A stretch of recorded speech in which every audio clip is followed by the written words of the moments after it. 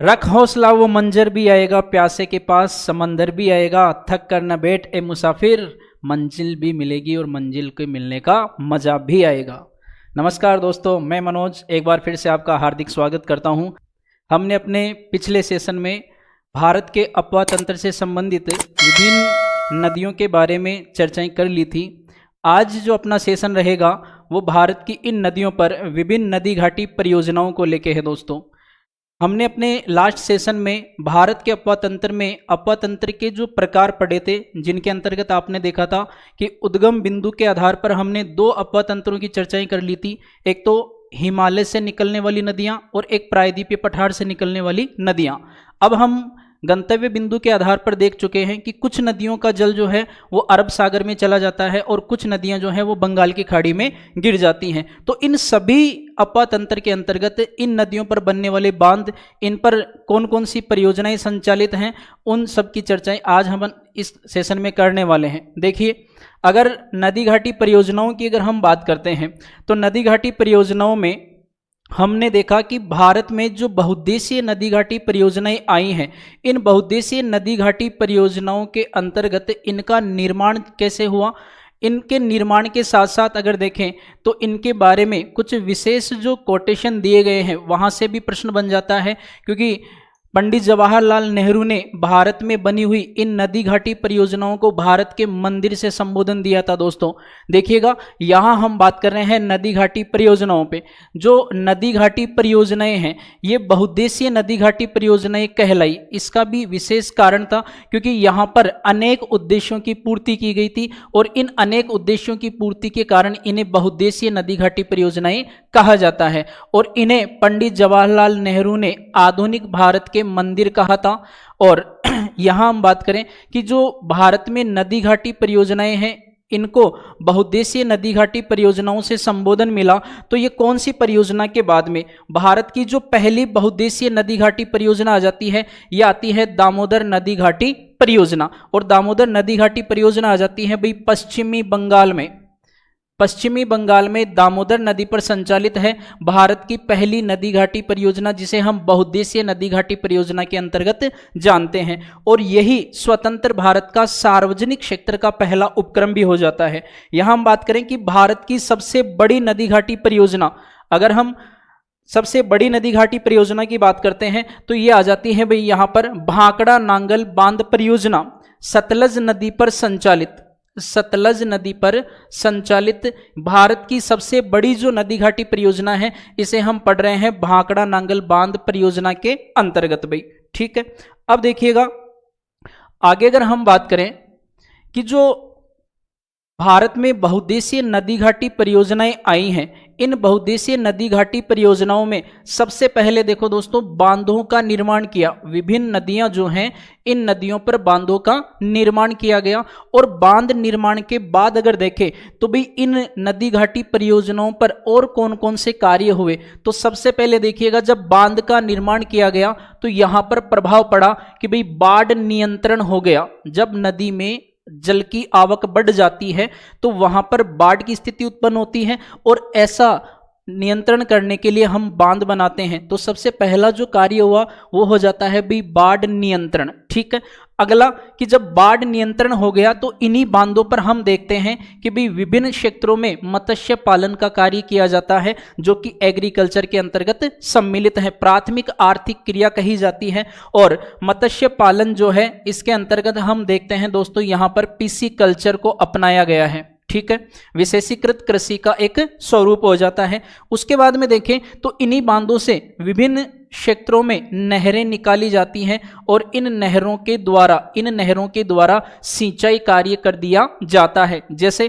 आज अगर हम भारतीय परिप्रेक्ष्य में देखें तो भारत की एक बड़ी विकसित नहर सिंचाई परियोजना आ जाती है जो पश्चिमी भारत में और मुख्यतः राजस्थान के अंतर्गत देखें तो सिंचाई में एक विशेष योगदान दे देती है इंदिरा गांधी नहर परियोजना। ठीक है, उसके बाद में देखें तो बांध निर्माण से यहां पर जल विद्युत की संभावनाएं बढ़ जाती हैं। विभिन्न जो बांध हैं वहां पर जल को टरबाइन का उपयोग करके जल विद्युत का निर्माण कर दिया जाता है और अगले चरण में हम देखें तो यहाँ पर विभिन्न प्रकार के पार्कों का विकास करके ये नए नए जो पर्यटन के क्षेत्र हैं उनको भी विकसित किया जा रहा है। और इन सब की अगर हम तुलना करें तो इन सब के साथ में जो विशेष प्रभाव पड़ रहा है ये आ जाता है पारिस्थितिकी तंत्र का संरक्षण।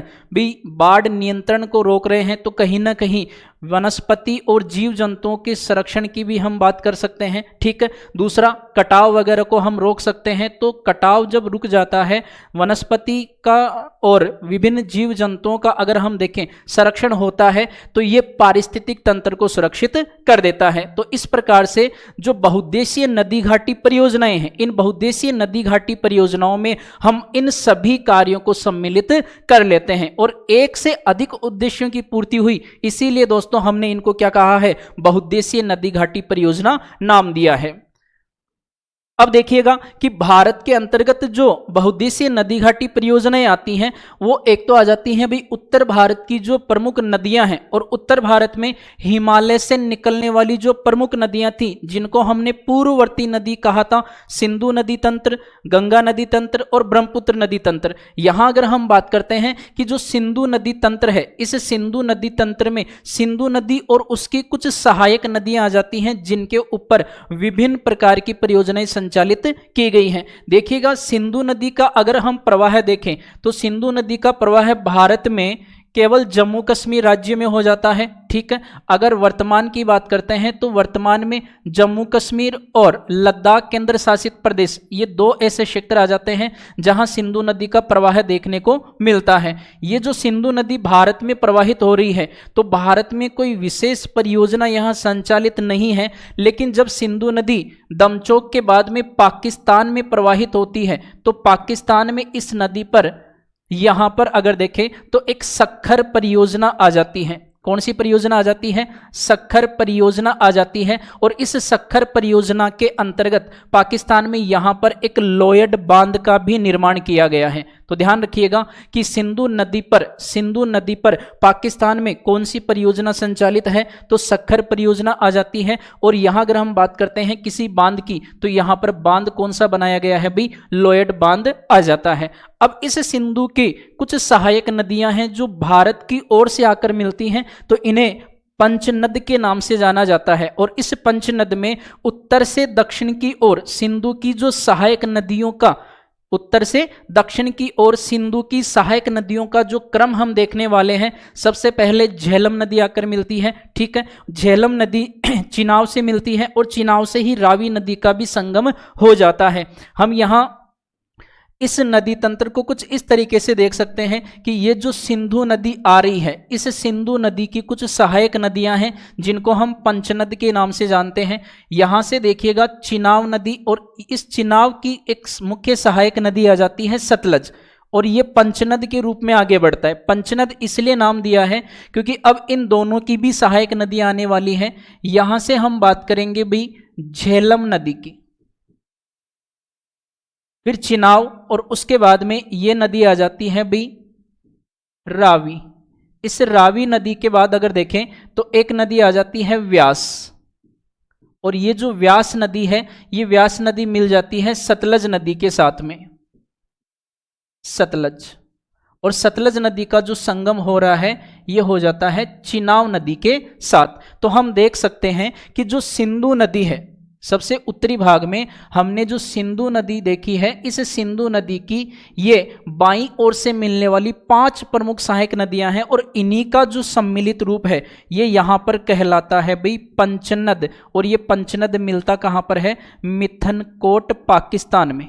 कहाँ मिल जाता है भाई? मिथनकोट पाकिस्तान में मिल जाता है। तो अब देखिएगा इन सभी नदियों पर विभिन्न राज्यों में अगर देखें तो अलग अलग परियोजनाओं का निर्माण किया गया है। जैसे सतलज नदी की हमने बात की है कि भाई भारत का सबसे ऊंचा बांध भांकड़ा नांगल बांध परियोजना किस नदी पर संचालित है? तो सतलज नदी पर संचालित है। तो यहां हम देख सकते हैं कि भाई सिंधु की इन सहायक नदियों पर सबसे पहले हम झेलम नदी की बात करते हैं। देखिएगा यहाँ झेलम नदी पर जम्मू कश्मीर राज्य में एक तो उरी जल विद्युत परियोजना आ जाती है, एक तुलबुल परियोजना आ जाती है, और दोनों ही परियोजनाएं जो हैं वो जम्मू कश्मीर राज्य में संचालित है। अगर चिनाब नदी की हम बात करते हैं तो चिनाब नदी पर एक तो दुलहस्ती परियोजना है, एक बगलीहार परियोजना है और एक सलाल परियोजना आ जाती है, और ये भी जम्मू कश्मीर राज्य से संबंधित है। अगर हम रावी नदी की बात करते हैं, एक और अच्छा प्रश्न है कि भाई ये जो सिंधु की सहायक नदियां हैं इनके प्राचीन नाम पूछ लेते हैं। इन सभी नदियों के कुछ प्राचीन नाम भी हैं, इन प्राचीन नाम के बारे में भी चर्चाएं कर लेते हैं। झेलम, चिनाब, रावी, व्यास और सतलज, इनके कुछ प्राचीन नाम हैं। जैसे झेलम नदी की अगर हम बात करते हैं तो इसको वितस्ता कहा जाता है, ठीक है। चिनाब नदी की अगर हम बात करें तो इसको आस्किनी कहा जाता है। अगर हम रावी नदी की बात करें तो इसको पुरुषणी कहा जाता है, और अगर व्यास नदी की बात करें तो इसको विपासा कहा जाता है, और सतलज नदी की बात करें तो इसको सुतुद्री कहा जाता है। अच्छा प्रश्न है कि भाई सिंधु में मिलने वाली इन सहायक नदियों के प्राचीन पौराणिक नाम क्या हैं? तो उत्तर से दक्षिण की ओर क्रमशः हम बात करने वाले हैं वितस्ता, आस्किनी, पुरुषणी, विपाशा और सुतुद्री। तो सॉरी, देखिएगा यहां जो रावी नदी आ रही है, इस रावी नदी में हिमाचल प्रदेश में अगर देखें तो एक तो चमेरा जल विद्युत परियोजना आ जाती है और एक थीन बांध परियोजना आ जाती है, ठीक है। व्यास नदी की अगर हम बात करते हैं तो यहां पर पोंग बांध परियोजना, और एक और आ जाता है भाई पंडोह बांध परियोजना, पोंग बांध परियोजना, और एक आ जाता है पंडोह बांध परियोजना। और ध्यान दीजिएगा कि ये जो व्यास नदी है, इस व्यास नदी पर इन बांधों से शीतकाल में जलापूर्ति की जाती है भाई। तो शीतकाल में जलापूर्ति की जाती है IGNP, इंदिरा गांधी नहर परियोजना को कब शीतकाल में क्या कर दी जाती है भाई? जलापूर्ति कर दी जाती है, ठीक है। आगे देखें तो सतलज नदी पर हिमाचल प्रदेश में एक परियोजना आ जाती है नाथपा झाकरी परियोजना, और वहीं अगर हम बात करते हैं तो एक परियोजना और आ जाती है भाई भांकड़ा नांगल बांध परियोजना। और जब भी भांकड़ा नांगल बांध परियोजना का नाम आता है आपको लगता है कि यह भारत की एक बड़ी बहुउद्देशीय नदी घाटी परियोजना भी है भाई, ठीक है। इसके बाद देखें तो देखिएगा यहां पर हम बात कर रहे हैं भांकड़ा नांगल बांध परियोजना की। जैसा कि अभी हमने कहा कि यह भारत की सबसे बड़ी बहुउद्देशीय परियोजना है।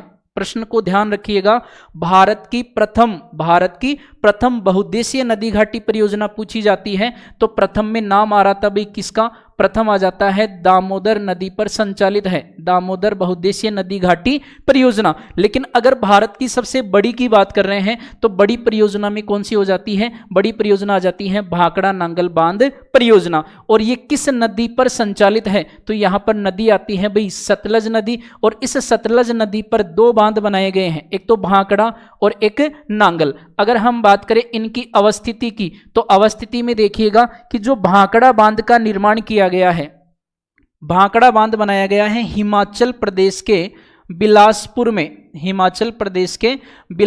में एक बांध बनाया गया है जिसका नाम है भांकड़ा बांध। वहीं अगर हम पंजाब की बात करते हैं तो पंजाब के रोपड़ स्थान पर, कौन से स्थान पर भाई? पंजाब के रोपड़ स्थान पर नांगल बांध बनाया गया है। तो बिटवीन लगभग 13 किलोमीटर का डिस्टेंस है इन दोनों के बीच में, और इनको संयुक्त रूप में कहा जाता है भांकड़ा नांगल बांध। और इस बांध की सबसे विशेष बात यह है कि यह भारत का सबसे ऊंचा बांध हो जाता है, जिसके बारे में प्रश्न बनता है कि भाई कंक्रीट से निर्मित भारत का सबसे ऊंचा बांध कौन सा है, या भारत का सर्वाधिक गुरुत्व बल वाला बांध कौन सा है? तो इस बांध की जो ऊंचाई आ जाती है यह आती है लगभग 226 मीटर। यहां एक महत्वपूर्ण प्रश्न और हम बात कर सकते हैं कि भाई भारत का सबसे ऊंचा बांध, तो बताइएगा भारत का सबसे ऊंचा बांध कौन सा है? ठीक है, यहां पर हम बात करेंगे कि भाई टिहरी बांध। और ये जो टिहरी बांध है ये भारत का सबसे ऊंचा बांध किस आधार पर है? तो ये आ जाता है इसकी अवस्थिति के आधार पर, स्थिति के आधार पर सर्वाधिक ऊंचाई पर स्थित पूछा जाता है। क्योंकि यहां अगर हम बात करें तो जो गंगा अपतंत्र में हमने भागीरथी नदी की बात की थी, इस भागीरथी नदी पर बनाया गया है टिहरी गढ़वाल जिले में। ठीक ठीक है। तो सर्वाधिक ऊंचाई पर स्थित बांध पूछा जाता है तो हम बात करेंगे टिहरी बांध की। लेकिन अगर प्रश्न बनता है कि भारत का सबसे ऊंचा बांध जिसमें बांध की ऊंचाई सर्वाधिक है तो यह आ जाता है भाई भांकड़ा नांगल बांध। यही अगर हम बात करें कि ये जो भांकड़ा नांगल बांध है, इस भांकड़ा नांगल बांध के पीछे जल एकत्रित होता है तो इस जलागार को क्या कहा जाता है? इसे कहते हैं गोविंद सागर जलाशय। इसे क्या कहेंगे? गोविंद सागर जलाशय। ध्यान रखिएगा, गोविंद वल्लभ पंत सागर, लगभग सिमिलर नाम एक और मिलने वाला है आपको। और ये जो गोविंद वल्लभ पंत सागर है, ठीक है, हम बात कर रहे हैं गोविंद सागर की, लेकिन एक और बांध आ जाता है भाई जिसका नाम है गोविंद वल्लभ पंत सागर। तो गोविंद वल्लभ पंत सागर ये कहां पर है? ये उत्तर प्रदेश में हो जाता है और भारत की मानव निर्मित सबसे बड़ी ये झील भी हो जाती है, ठीक है। लेकिन ये जो गोविंद सागर जलाशय है ये कहां पर आ जाता है भाई? ये हिमाचल प्रदेश में आ जाता है, ठीक है। अब देखो, जो भांकड़ा नांगल बांध परियोजना है, इस परियोजना में अगर हम बात करें कि भाई कौन कौन से राज्य जो हैं वो लाभान्वित हो जाते हैं, तो देखिएगा, एक तो पंजाब आ जाता है, हरियाणा आ जाता है, हिमाचल प्रदेश आ जाता है और राजस्थान आ जाता है। अपने राजस्थान का जो हिस्सा इसके अंतर्गत है, लगभग 15.2% की हिस्सेदारी भांकड़ा नांगल बांध परियोजना में राजस्थान की ओर से हो जाती है भाई, ठीक है। तो अच्छा प्रश्न ये था कि भाई गोविंद सागर जलाशय किस नदी पर बनाया गया है? तो नदी कौन सी आ जाएगी भाई? सतलज नदी आ जाती है, ठीक है। और कौन से राज्य में है? तो ये हिमाचल प्रदेश में हो जाता है। क्लियर भाई सभी का? ठीक है। अब देखो आगे अगर हम बात करें तो एक गंगा नदी अपवा तंत्र है। इस गंगा नदी अपवा तंत्र में गंगा की कुछ सहायक नदियां आ जाती हैं। जैसे हमने पढ़ा था कि जो गंगा नदी का उद्गम है ये उत्तराखंड राज्य में गंगोत्री हिमनद से हो जाता है और गंगा की कुछ सहायक नदियां जो हैं वो इसमें आकर मिल जाती हैं। और गंगा की इन सहायक नदियों पर विभिन्न राज्यों में अलग अलग परियोजनाओं का निर्माण भी किया गया है। देखिएगा, जब हमने गंगा के अपवा तंत्र को देखा, ये गंगा नदी जो भारत और बांग्लादेश में प्रवाहित हो जाती है, इस गंगा की कुछ सहायक नदियां हमने देखी। जैसे यहाँ से काली नदी आ जाती है, रामगंगा है, घाघरा है, गंडक है, कोसी और महानंदा, इस प्रकार की कुछ नदियां आ जाती हैं। ठीक इसके दाईं ओर से यहाँ से यमुना नदी भी आ जाती है और यमुना नदी के बाद में अमरकंटक पहाड़ी से निकलने वाली सोन नदी का भी संगम गंगा नदी से हो जाता है, ठीक है। तो यहाँ हम बात कर रहे हैं कि भाई इन सभी सहायक नदियों पर कहीं ना कहीं कोई ना कोई परियोजना संचालित है। तो सबसे पहले तो हम गंगा नदी पर बनने वाली एक परियोजना की बात करते हैं, टिहरी परियोजना। जैसा कि सभी को बताया हुआ है, टिहरी बांध का निर्माण किया कौन सी नदी पर भाई? भागीरथी नदी पर। और भागीरथी के साथ में एक नदी आकर मिलती है भिलंगना, और कहां पर आकर मिल जाती है? तो भाई टिहरी गढ़वाल जिला उत्तराखंड में मिल जाती है। और इस बांध की हमने विशेष बात कही थी कि भारत का सर्वाधिक ऊंचाई पर स्थित ये बांध हो जाता है, ठीक है। उसके बाद में देखें तो टनकपुर परियोजना आ जाती है। और टनकपुर परियोजना जो है ये जो उत्तराखंड और नेपाल सीमा पर गंगा की एक सहायक नदी आ जाती है भाई, कौन सी? काली नदी। तो काली नदी पर उत्तराखंड में कौन सी परियोजना बनाई गई है? यहाँ पर टनकपुर परियोजना संचालित है। उसके बाद में देखें तो भाई गंडक परियोजना नदी के नाम पर रखा गया है। तो गंडक नदी पर जो परियोजना है ये परियोजना एक तो उत्तर प्रदेश, बिहार और नेपाल की संयुक्त परियोजना हो जाती है। उसके बाद में बात करते हैं हम कोसी परियोजना की। तो कोसी परियोजना नदी का नाम भी क्या है भाई? कोसी नदी है। अच्छा प्रश्न ये है कि भाई कोसी नदी का उद्गम नेपाल से हो जाता है, गोसाईथान पर्वत से निकलती है। और गोसाईथान पर्वत से जब निकलती है तो इसका नाम हो जाता है अरुणा नदी। क्या हो जाता है भाई? अरुणा नदी, ठीक है। और अरुणा नदी जब भारत में प्रवेश करती है तो इसे कहा जाता है कोसी नदी, ठीक है। और यहां पर एक अच्छा प्रश्न यह है कि भाई किस नदी को बिहार का शोक कहते हैं? किस नदी को? बिहार का शोक कहते हैं। सोरो ऑफ बिहार किसको कहा जाता है?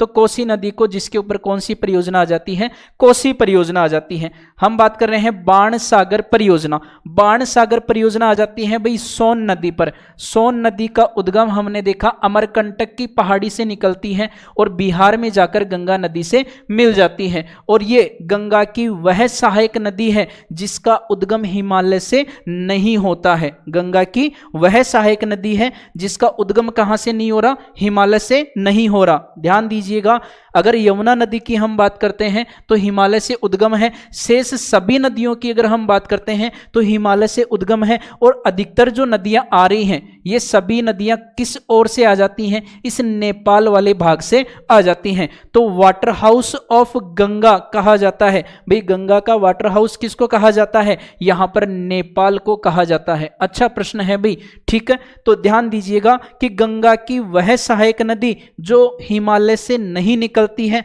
सोन नदी हम बात करेंगे, या फिर गंगा की वह सहायक नदी जिसका उद्गम प्रायद्वीपीय पठार से हो जाता है। तो ये जो प्रायद्वीपीय पठार पर हम बात करें अमरकंटक पहाड़ी, यहां से सोन नदी का उद्गम होता है और इस सोन नदी पर बाण सागर परियोजना संचालित है। ठीक है, यहीं इसकी एक सहायक नदी और आ जाती है भी। सोन की एक सहायक नदी आती है रिहंद नदी।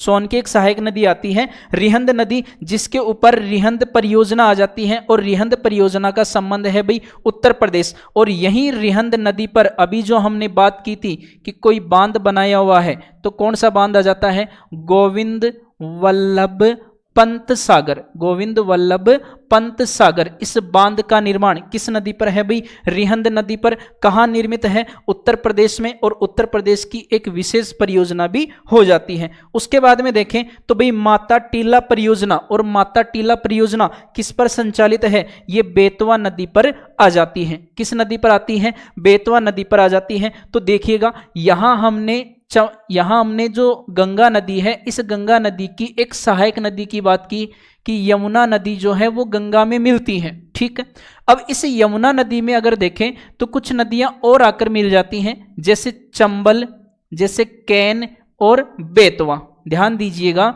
एक तो आ रही है भाई चंबल नदी, एक आ जाती है कैन और एक आती है बेतवा।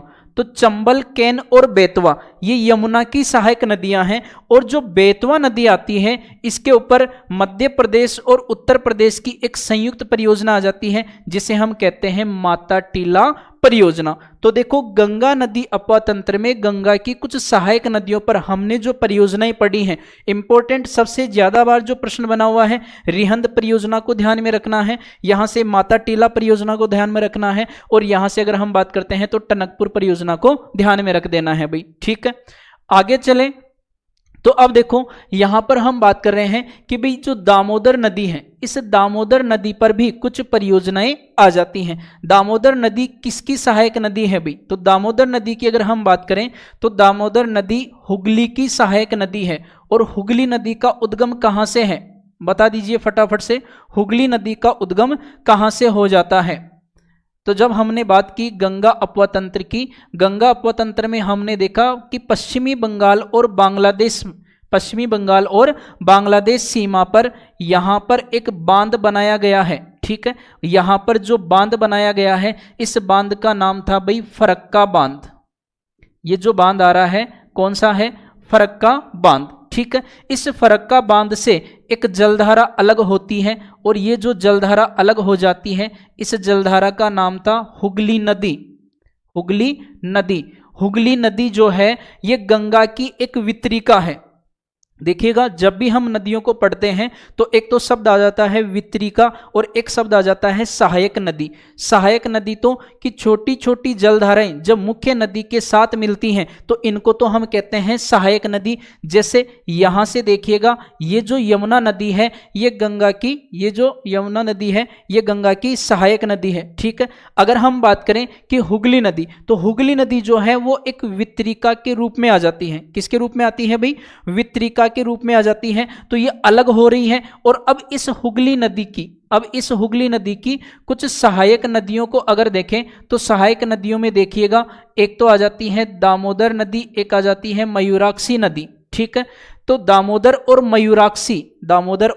मयूराक्षी ये दो विशेष नदियां हैं, सहायक नदियां हो जाती हैं किसकी भाई, हुगली नदी की। तो जैसा कि डायग्राम में आप देख रहे हैं, यहां पर हम बात करेंगे भाई झारखंड राज्य और यहां पर हम बात करेंगे पश्चिमी बंगाल की, ठीक है।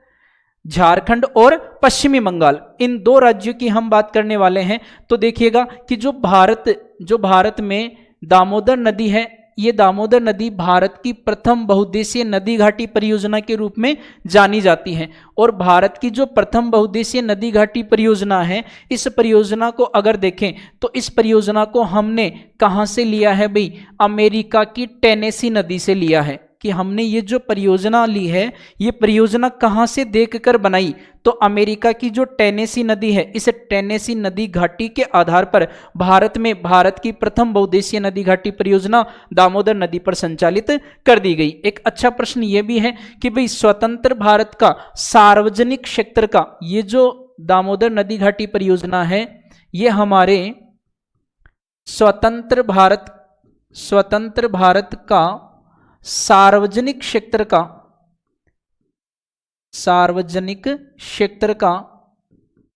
प्रथम उपक्रम हो जाता है, ठीक है। 1948 में शुरुआत कर दी गई थी, 1947 में भारत आजाद हुआ। तो इस आधार पर ये एक अच्छा प्रश्न तैयार हो गया कि स्वतंत्र भारत का सार्वजनिक क्षेत्र का जो पहला उपक्रम है, ये कौन सा रखा गया था, तो दामोदर रिफ्ट वैली जो है ये आ जाती है, ठीक है। यहां अगर हम बात करें तो दामोदर नदी घाटी परियोजना के बाद में जो दूसरी नदी आ रही है भाई मयूराक्षी नदी, इस मयूराक्षी नदी पर मयूराक्षी परियोजना संचालित है और इसका संबंध कहां से हो जाता है, झारखंड और पश्चिमी बंगाल से हो जाता है। तो ध्यान दीजिएगा यहां पर महत्वपूर्ण क्या रहा कि एक तो दामोदर नदी और एक मयूराक्षी नदी, दोनों ही किसकी सहायक नदियां हैं भाई, हुगली नदी की सहायक नदियां हैं। और हुगली नदी कहां से निकलती है, तो हम बात कर रहे हैं कि ये फरक्का बांध से अलग हो जाती है, ठीक है। अब देखो अगर हम अन्य परियोजनाओं की बात करें तो अब जो ब्रह्मपुत्र नदी आ रही है, ये ब्रह्मपुत्र नदी जो भारत के पूर्वोत्तर राज्यों में प्रवाहित होकर आती है। और पूर्वोत्तर राज्यों की अगर हम बात करें तो पूर्वोत्तर राज्यों में अरुणाचल प्रदेश से तो प्रवेश कर जाती है और असम में प्रवाहित होती है। लेकिन इन दो राज्यों के अतिरिक्त भी, जैसे नागालैंड की अगर हम बात करते हैं या फिर मिजोरम की हम बात करते हैं, तो यहां से भी कुछ नदियां आकर इस नदी में मिल जाती हैं। तो जो ब्रह्मपुत्र नदी है, इस ब्रह्मपुत्र नदी का बहाव क्षेत्र ये तिब्बत और भारत और बांग्लादेश, ठीक है।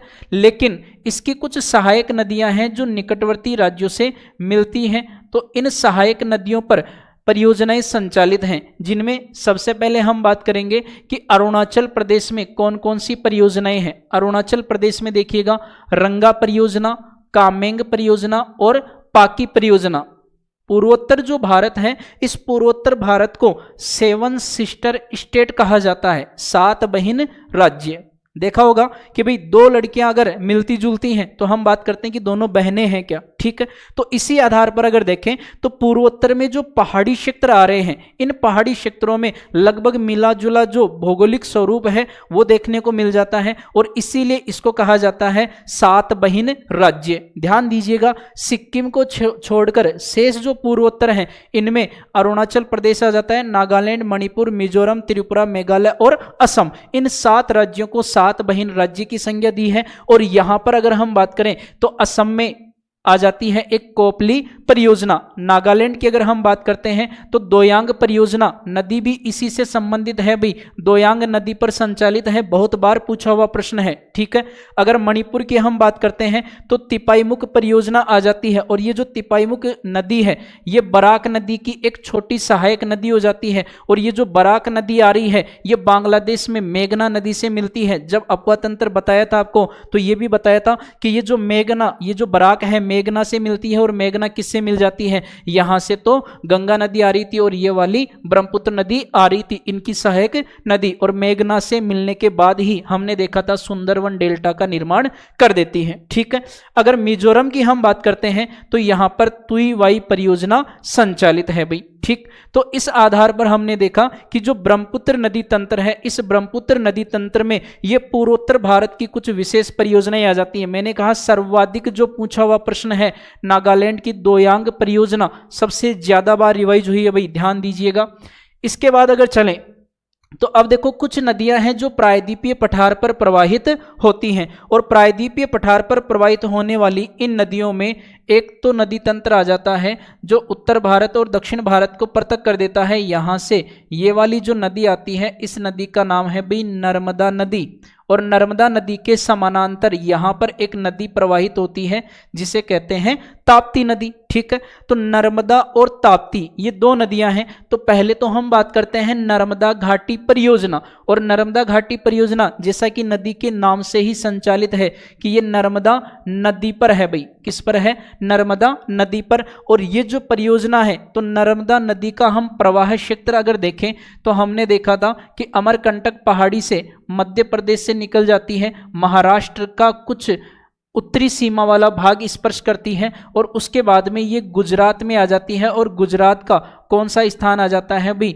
तो ये भड़ोच के निकट, किसके निकट, भड़ोच के निकट ये खंबात की खाड़ी में गिर जाती है। अच्छा प्रश्न ये है कि भड़ोच किस नदी के किनारे हैं, तो किस नदी के किनारे हैं भाई, नर्मदा नदी के किनारे हो जाता है। उसके बाद में हम बात करें तो देखिएगा उकाई परियोजना, और उकाई परियोजना का संबंध है भाई ताप्ती नदी से, और ये परियोजना किन दो राज्यों की है, गुजरात और महाराष्ट्र। जो ताप्ती नदी है, इस ताप्ती नदी का उद्गम भी मध्य प्रदेश के मुल्तई नगर से हो जाता है। ठीक है, मध्य प्रदेश के मुल्तई नगर से निकलने वाली नदी महाराष्ट्र और गुजरात में प्रवाहित होती है। और गुजरात में अगर देखें तो यहां पर एक तो जल विद्युत परियोजना आ जाती है, और एक आती है काकरापार परियोजना। आपको बताएं, काकरापार परियोजना एटॉमिक पावर प्लांट के रूप में है, एटॉमिक पावर प्लांट, यानी कि ये जो परियोजना है ये परमाणु संयंत्र के रूप में स्थापित किया गया है। ठीक है, उसके बाद में देखें तो एक परियोजना आती है भाई हीराकुंड परियोजना, और जब भी हीराकुंड का नाम आता है हमने पढ़ा कि भारत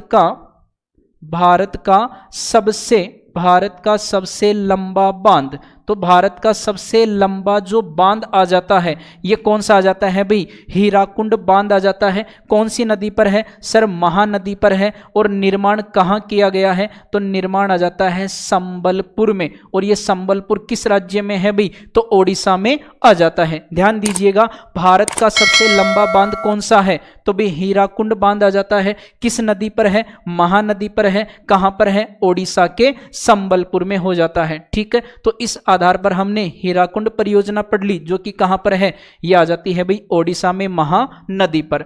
इसके बाद चलें तो देखिएगा कुछ और परियोजनाएं हैं, जैसे बाली मेला परियोजना की अगर हम बात करते हैं तो बाली मेला परियोजना आ जाती है भाई सिलेरू नदी पर। किस पर आती है, सिलेरू नदी पर। अब सोच रहे होंगे कि सर ये सिलेरू नदी तो हमने पढ़ी नहीं, जब हम प्रायद्वीपीय भारत के अपतंत्र को पढ़ रहे थे, और प्रायद्वीपीय भारत में सबसे लंबी नदी की हमने बात की थी भी, कौन सी नदी है, गोदावरी नदी। इस गोदावरी नदी की एक सहायक नदी आती है जिसका नाम है भाई साबरी नदी। कौन सी नदी है, साबरी। आती कहां से है, ओडिशा से आ जाती है। तो ओडिशा में इस साबरी नदी की भी एक सहायक नदी है जिसका नाम हो जाता है सिलेरू।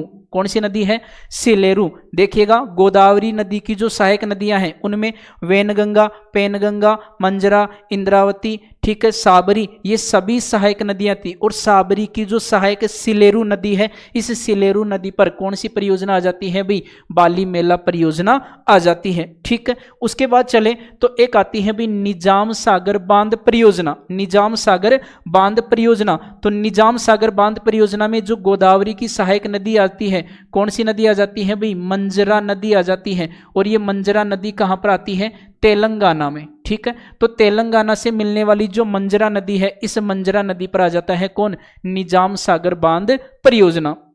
अच्छा प्रश्न ये है कि भी तेलंगाना में कुछ झीलें पड़ते हैं, जैसे हिमायत सागर है, हुसैन सागर है, निजाम सागर है, ओस्मान सागर है। तो लगभग जो झीलों के लास्ट में, नाम के लास्ट में हम देख रहे हैं सागर आ रहा है, तो एक अनुमान लगा सकते हैं कि ये सभी झीलें कहां पर होंगी भी, तो तेलंगाना में हो जाती हैं। ठीक है, उसके बाद में देखिएगा एक आती है मचकुंड परियोजना, और मचकुंड परियोजना, छोटी नदी है मचकुंड, ओडिशा राज्य में। अगर हम कोयना परियोजना की बात करते हैं तो ये कोयना नदी पर है, और कोयना नदी जो है वो प्रायद्वीपीय पठार की दूसरी लंबी नदी, प्रायद्वीपीय पठार की ये जो दूसरी लंबी नदी है, कौन सी भाई, कृष्णा नदी की सहायक नदी हो जाती है। कृष्णा नदी की एक सहायक नदी आती है, कहां से आ जाती है, महाराष्ट्र में, जिसके ऊपर कोयना बांध का निर्माण किया गया है।